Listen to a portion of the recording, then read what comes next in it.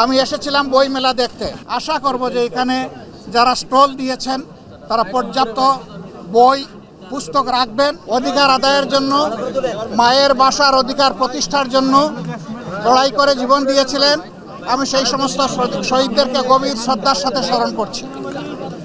একই সাথে আমি 71-এ মুক্তিযুদ্ধে যারা শাহাদত বরণ করেছেন এবং লড়াই করেছেন তাদেরকেও গভীর শ্রদ্ধার সাথে স্মরণ করছি।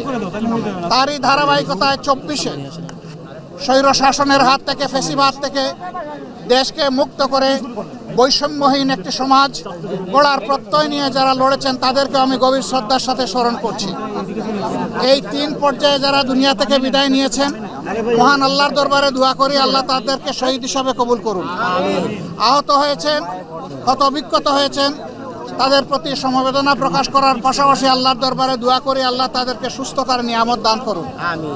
আমি এসেছিলাম বই মেলা দেখতে।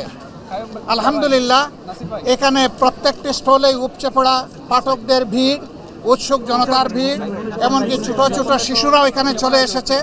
যদিও আজকে শিশুদের জন্য আলাদা দিন নয়, তারপরে অনেকে তার পিতামাতার সাথে এখানে চলে এসেছে।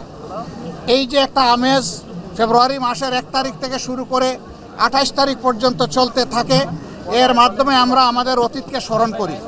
যে জাতি তাদের অতীত এবং ঐতিহ্যকে ধারণ করে, স্মরণ করে, সম্মান করে, সেই জাতি সামনের দিকে এগিয়ে যেতে পারে।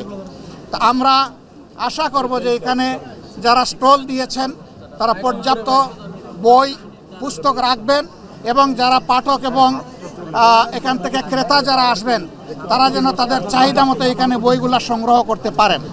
সর্বোপরি আমরা আশা করব অত্যন্ত শান্তি এবং শৃঙ্খলার ভিতর দিয়ে উৎসবমুখর পরিবেশে বাকি সময়টাও যেন 28 তারিখ পর্যন্ত এইভাবেই অতিবাহিত হয় এবং পাঠককুল যেন তারা তৃপ্তি নিয়ে এখান থেকে তাদের চাহিদা এবং প্রাণের বইগুলা সংগ্রহ করতে পারেন। মিডিয়ার যে বন্ধুরা এসেছেন আপনাদেরকে অসংখ্য ধন্যবাদ।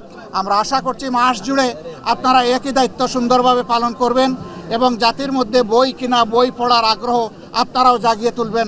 সবাইকে অসংখ্য ধন্যবাদ। আল্লাহ হাফিজ।